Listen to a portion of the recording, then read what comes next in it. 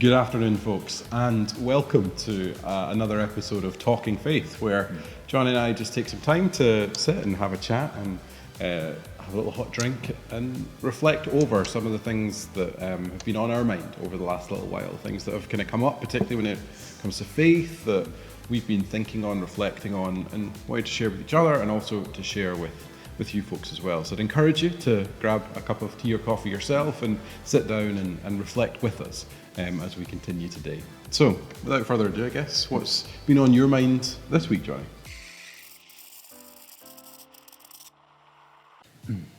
So, what's been on my mind recently has been the subject of compassion. And what's brought that into my mind, well, as we're preparing for the service just there, we were thinking through various songs that might work. And one of the songs that came up to me for a while was, well, the song Mighty to Save. The first line being, everyone needs compassion. And well, I remember growing up and listening to that song a lot and it really resonating in my heart. This notion that compassion is so vital for everyone. And it started to get me thinking over the last few days. The notion of compassion being part of our life, something that we seek and we hope for. And actually, it got me thinking, whenever there's a disaster in the world, like an earthquake or a fire or a flood, one of our first thoughts is, well, how can we help? How can we try and make a difference? When we see people going through hardship, our first thought is, well, how can we make some form of a difference? And that really stood out to me and made me realise, actually, compassion is so important in life and something that we all aspire to have. And I find that very encouraging, that we, as a people, look to be compassionate to one another. Yeah, I think it's a really valuable and important aspect of our lives and of our characters, finding opportunities to be compassionate. I guess what's some of your experience then in that regard when it comes to compassion? Yeah. Well, I think growing up in church, there was many opportunities to, give financially or to be able to be compassionate to other people. But to be perfectly honest, it kind of became a little bit robotic to me. I ended up just, whenever somebody asked me to do something, I would be like, okay, yeah, I'll do it. But that's all it really was, which is kind of sad, if I'm being perfectly honest, that really there wasn't anything drawing me to help someone. It was more of a, somebody's asked, so I suppose I'll do it. I remember being on a mission trip a few years ago, and this notion of compassion really started to light something in my heart during that time. And we had three main goals during our time in Italy on this mission trip, and the three main goals were, firstly, street evangelism, which had some lovely street dancing by yours truly. That was that was interesting. We had youth work, which I always love and enjoy.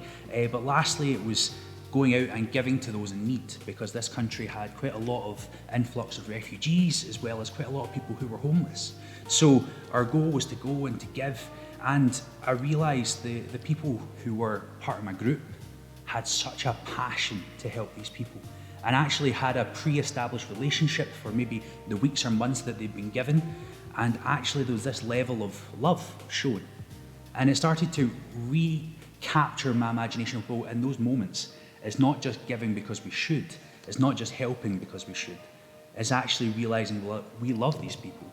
We need to go out of our way to help them. And I think that fully cemented in the house that I was staying at for the week, when the father of the house had a friend who was a refugee from over in Africa.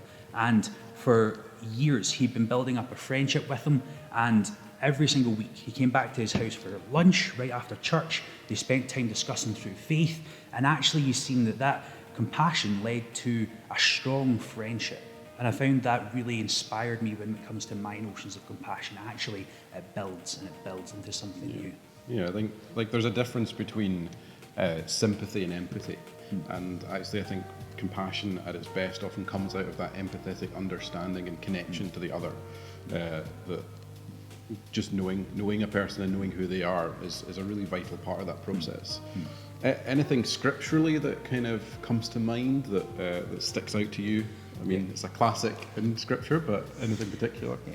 Well, again, thinking about the Sunday service we just had there, we were looking at Psalm 103 when it came to the spoken word, when we were speaking together. And there's one verse in particular that I think says so much of God and then really challenges me as well. And it's, just as a father has compassion on his son, so does the Lord have compassion on those who fear him. Psalm 103, verse 13. And it really started to challenge me on, well, the nature of God is that of a compassionate parent, somebody who seeks the best for those who he knows and who he loves. And that is what really challenged me. And as I look through Scripture, I see time and time again God being compassionate. Think of saving his promised people from Egypt as they're in slavery, then feeding them in the wilderness, leading them through the time of the judges and kings with holy leaders. But then finally in the person of Jesus. Jesus came, and through his life, his death and his resurrection was the ultimate image of compassion for us, because we had the problem and trouble of sin and we couldn't deal with it, but Jesus could. Jesus did. And he paid the ultimate price so that we can enter into this adopted relationship with God where he is our Father, just as this passage says. And it really challenged me in the notion of compassion, because our goal is to spread God's compassion, to build relationships like that father in the house in Italy did, to build relationships that lead from this point of compassion and care for others. And that's what really has been dominating my mind over the last week, compassion for other people, leading into showing them who God is.